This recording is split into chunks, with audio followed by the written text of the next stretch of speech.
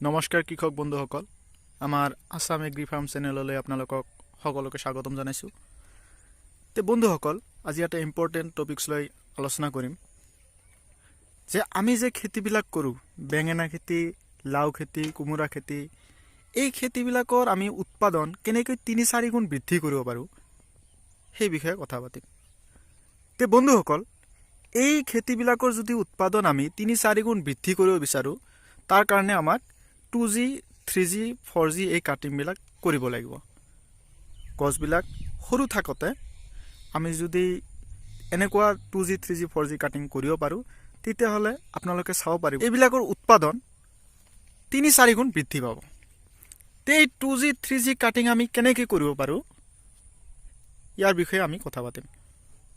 তে বন্ধুসকল, এনেকুৱা যেতিয়া লাও গছ ডাঙৰ হৈ আহে, আমি সৰু থাকোঁতেও কৰিব পাৰোঁ, কিন্তু এনেকুৱা যদি চাং পাতি লোৱা হয়, তেতিয়াহ'লে কিন্তু আমি গছটো চাঙত উঠিব দিব লাগিব।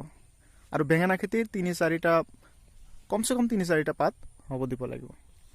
তেতিয়াহে আমি এই 2G, 3G, 4G কাটিংবিলাক কৰিব পাৰিম। তো এইটো কেনেকৈ কৰিব পাৰোঁ? আমি প্ৰথমতে যিটো আমাৰ মেইন কাণ্ড গছৰ, সেই কাণ্ডটো এনেকুৱা চাঙত উঠাৰ পিছত আমি এই মেইন কাণ্ডটোৰ আগটো ছিঙি দিব লাগিব। এই আগটো ছিঙি দিয়াৰ পিছত এইটো কাণ্ডক কিন্তু আমি ফাৰ্ষ্ট জেনেৰেশ্যন কাণ্ড বুলি ক'ম। এই ফাৰ্ষ্ট জেনেৰেশ্যন কাণ্ডত কিন্তু আপোনালোকে দেখা পাব যে এইবিলাকত বেছিভাগেই কিন্তু মতা ফুলবিলাক আহি থাকে। তে এই মতা ফুলবিলাক আহিলে আমাৰ উৎপাদনটো কম হ'ব, মতা ফুলবিলাক বেছি হ'ব। আৰু এইবিলাক যদি আমি কাটিং কৰিব পাৰোঁ 2G, 3G, 4G কাটিং, তেতিয়া কিন্তু উৎপাদন যথেষ্ট বৃদ্ধি পাব। তে মতা ফুলবিলাক আমি কেনেকৈ চিনিম? আপোনালোকে নিশ্চয় দেখা পাব যে এই মতা ফুলবিলাকত তলত লাওৰ নিচিনা এনেকুৱা এটা একো দেখা নাযায়। আৰু মাইকী ফুলবিলাকত দেখা পাব যে এইটো ছেকেণ্ড জেনেৰেশ্যন ডাল হয়। ইয়াতে কিন্তু দেখা পাব যে মাইকী ফুল আৰু ইয়াতে তলত লাওৰ নিচিনা এনেকুৱা ধৰিছে। তো আমি যদি এনেকুৱা লাও খেতিৰ এই প্ৰথম জেনেৰেশ্যন যিটো কাণ্ড, সেই কাণ্ডটো ছিঙি দিব পাৰোঁ, তেতিয়াহ'লে ইয়াৰ গুৰিৰ পৰা যেতিয়া কাণ্ডটো ওলাব, এইটোক ক'ব ছেকেণ্ড জেনেৰেশ্যন কাণ্ড।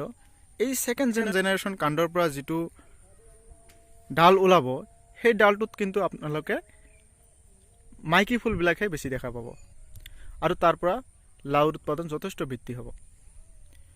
আৰু এই ছেকেণ্ড জেনেৰেশ্যন কাণ্ডটো, এইটো ছেকেণ্ড জেনেৰেশ্যন কাণ্ড, ইয়াতে আপোনালোকে দেখা পাইছে যে এইটোত লাওটো আহিছে, 2টা গাঁঠি আছে, 2টা গাঁঠিতে লাও আহিছে।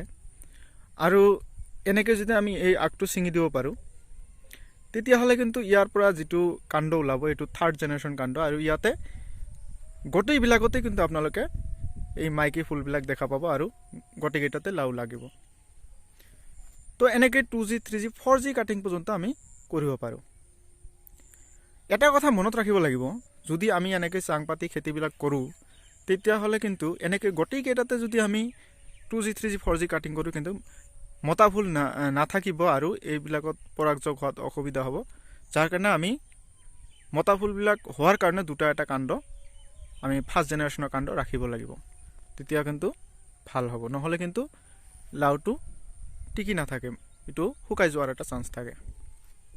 তে বন্ধুসকল, এনেকৈ আমি বেঙেনা খেতিতো এই পদ্ধতিটো প্ৰয়োগ কৰিব পাৰোঁ।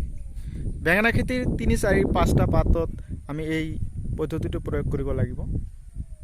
তে 3-4টা পাতত আমি এনেকুৱা 2-3টা গছত এনেকুৱা কাটিং কৰিছিলোঁ, সেইটো মই বিচাৰি উলিয়াই আছোঁ। এই গছটোত আমি এনেকুৱা কাটিং কৰিছিলোঁ সৰুতে, আৰু এইটো দেখা পাব আপোনালোকে যে ইয়াতে 6টা-7টা ডাল হৈছে, আৰু প্ৰত্যেকটোতে কিমান ফুল আহিছে আপোনালোকে চাব। ইয়াত যথেষ্ট ফলন হ'ব। আৰু বাকীবিলাকত এনেকৈ মই কাটিং কৰা নাছিলোঁ, এইবিলাকত দেখা পাব 2-3-4টা ডাল হৈছে। ইয়াৰ ফলন কম হ'ব অলপ ইয়াতকৈ, যিটোত মই কাটিং কৰিছিলোঁ। তো এনেকৈ আপোনালোকে যদি খেতিবিলাক কৰে, এনেকৈ যদি কাটিংবিলাক কৰি ল'ব পাৰে সৰুতে ইয়াৰ যথেষ্ট ফলন হোৱাৰ চান্স থাকে। তে বন্ধুসকল, মই এনেকুৱা মোৰ খেতি বাতিৰ বিভিন্ন ভিডিঅ'বিলাক মোৰ এই ইউটিউব চেনেলত আপলোড কৰি থাকিম। আৰু মোৰ এই ভিডিঅ'টো যদি আপোনালোকৰ ভাল লাগে ভিডিঅ'বিলাক লাইক শ্বেয়াৰ কৰিব আৰু মোৰ চেনেলটো ছাবস্ক্ৰাইব কৰি ৰাখিব, যাতে মই যেতিয়া নেক্সট পৰৱৰ্তী ভিডিঅ'টো আপলোড কৰিম আপোনালোকে প্ৰথমে ন'টিফিকেশ্যনটো পাই থাকে। ধন্যবাদ।